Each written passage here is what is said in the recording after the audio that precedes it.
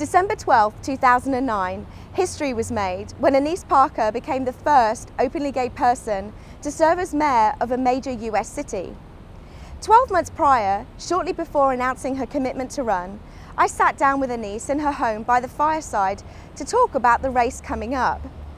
We talked about what it was like for her to be a hero of the Houston's lesbian, gay, bisexual and transgender community, how she originally got involved in politics, and did she think that being a lesbian was going to affect her race for mayor?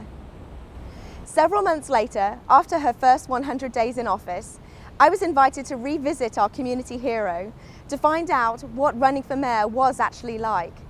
The following is that second interview, which this time we filmed in the prestigious press room in Houston City Hall. Annise, thank you so much for sitting with me today. We really appreciate hearing from you. And before I go into my first question, I just wanted to state that you've always run your campaign with transparency, and especially when it comes to your sexual orientation. But although you've never tried to hide your sexual orientation, you've never either positioned it as a platform. And so by you doing that, it's been such a positive advancement of the equality that we now see, because you've operated as though it's just simply a non-issue. And I know that the LGBT community would like to say thank you for that.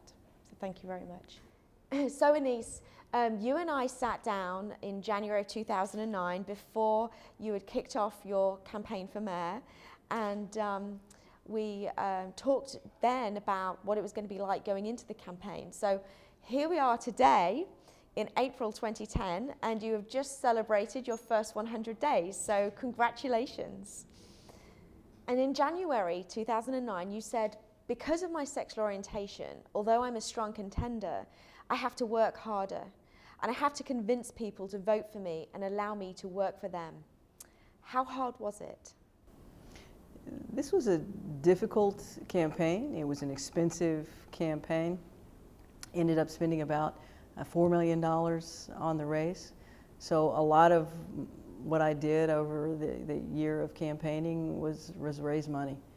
And that was just a huge lift to have to raise that amount of money.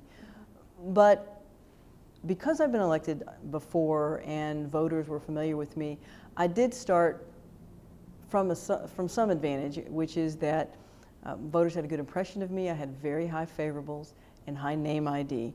We tested negative messages against me. We did our own polling where we drove down on negative messages, and if the only message people hear is, well, this is a lesbian candidate for mayor, I was going to lose. But if they heard Annise Parker has a position on public safety, she has a position on air quality, on balancing the budget, on immigration, all of these things. And of course, you already know she's a lesbian, you've already voted for her before knowing that. And we just go on, that's a different dynamic with the voters. And there was a combination of, wow, Houston elected a lesbian mayor, and Houston did this. And so I got to talk about my hometown a little bit too, that it very much what you can do, not who you are. And that's all we want in any circumstance when we're looking for a job. And so you actually had a voicemail from the president. I got a very nice congratulatory call from President Obama the day after the election, and it went to my voicemail. He called my cell phone. I would have thought when the president's calling, you get an advance phone call or something, but no, it went right to voicemail. But it was a cool souvenir. And so you didn't get to call him back, huh? No, no. He left a nice message. Well, we sincerely thank you. Thank you very much. Annise Parker ran because she believed she was the most qualified candidate. But by being open about her sexual orientation, while serving in the highest office in the fourth largest city in the United States, Mayor Parker by default broadens the opportunity for the LGBT community to eventually have equal rights, equal respect, and equal responsibility. Perhaps one day, instead of saying "that's so gay" to mean weak, we should actually be saying "that's so gay" to mean strong, competent leader instead.